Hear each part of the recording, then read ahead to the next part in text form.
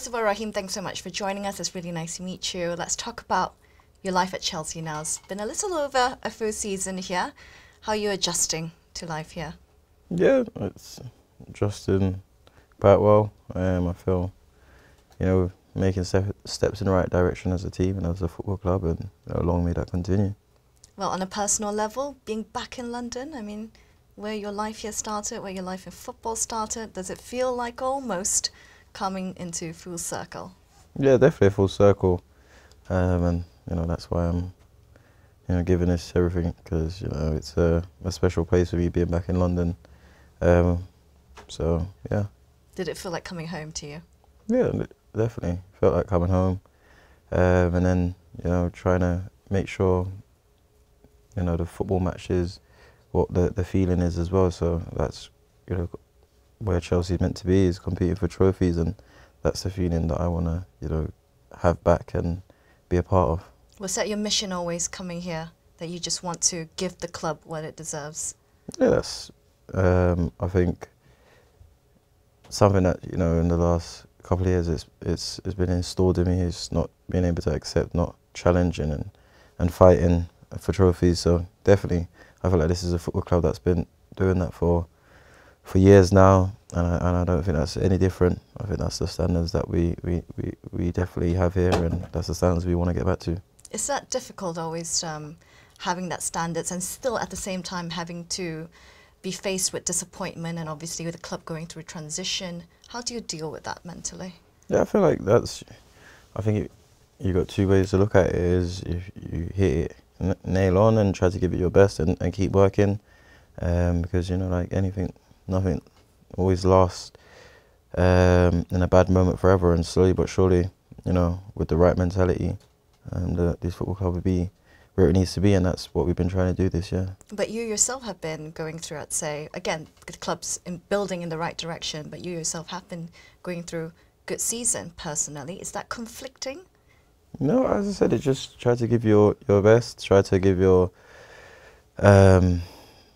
your focus on trying to win football matches. And I said, with the feeling that I had last year personally, what we had as a football club last year wasn't what anybody in this building wanted. So I feel with some of the performances we have given this year, some of them have been unlucky not to come away with results, but that's the main thing when you're at a football club like this. It's results driven, and we need to keep that consistency of winning football matches. But you're seeing little things to be positive about, of course, and I think a lot of it, perhaps on an attacking sense, last season goal scoring was a bit of trouble. This season looks like to be the same issues as well, but you have a vast attacking talent that side. Nicholas Jackson is one that everyone's looking at, but there has been certain comments that say that he doesn't have the goal scorer killer instinct. Maybe you want to set that straight. You train with him, you know exactly how he's like. Yeah, to score goals, I think it's a collective basis. I don't think it's on individuals. Of course, individuals have to take the opportunities, but I feel like us as a team, we have to try and be in positions to make opportunities easier. Me, myself, to try and bring the ball positions to try and create for him. And we see him in training. We know what he's capable of, and I just think personally, he just needs to focus on giving everything like he has been, and the goals will flow. And I think the more we think, or the more we think we haven't scored, it's harder to score. It's just have the right attitude, the right mentality, and focus on your work, and the goals will come. Well, there's a lot of pressure on a young player, isn't it? I mean, thinking about what you've been through, do you feel like the fans, the media perhaps don't give young players enough time to flourish, or even enough protection or support? But this is the level that we're at. It's Chelsea Football Club. The fans have standards, the fans have expectations. Yeah, we need to know this, understand this, and try to work and try to give everything. And you'll see the fans be on our side when they feel like we're giving them everything. Having the experience you have and the standards you of course set for the rest of the team, do you always feel like you must lead? No, like in the side? I don't think like that. I think I just try to have the right attitude and try to do what I know I can do, and that's, you know, I think football is a collective sport, but also as individual as well. You got to individually, you know, pull your weight, and that's all I can do is just try to pull my weight, and yeah. Do you try to lead by example rather than, you know, putting someone under your shoulder around there? Yeah, I think that's the way it should be, and I think that's what, to have a good football team winning matches consistently. I think everyone's just got to, you know, not have one captain, and it's everyone be their own captain and speak and just do your own individual work to try and help the team. I mean, what sort of captain usually for you, your preference? Do you prefer the sort of vocal captains to work under, or do you usually prefer the ones that are just a bit more subtle? Let's put it that way.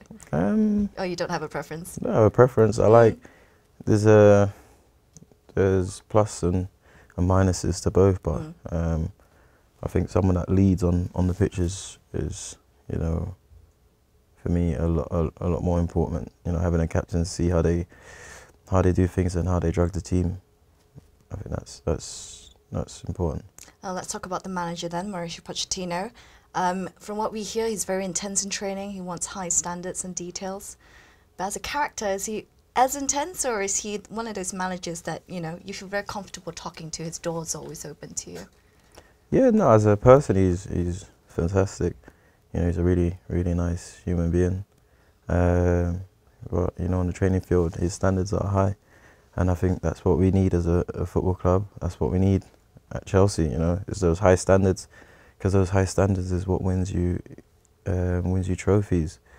And, you know, I think everyone of the players have reacted well from the minute he's come in.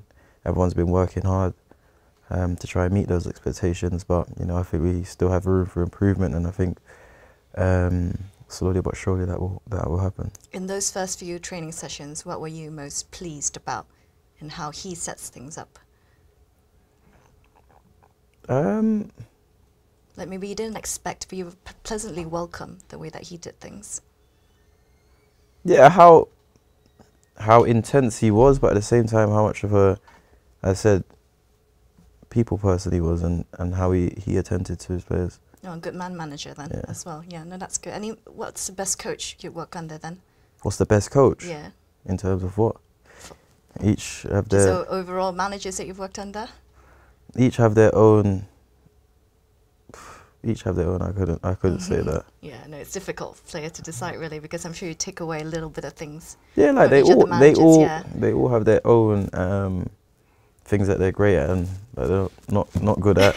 like me as well, you know, as a football player, like you as a presenter. So I can't really say which one's the best. Yeah, it's hard to pick. Which I had good times on the most of them.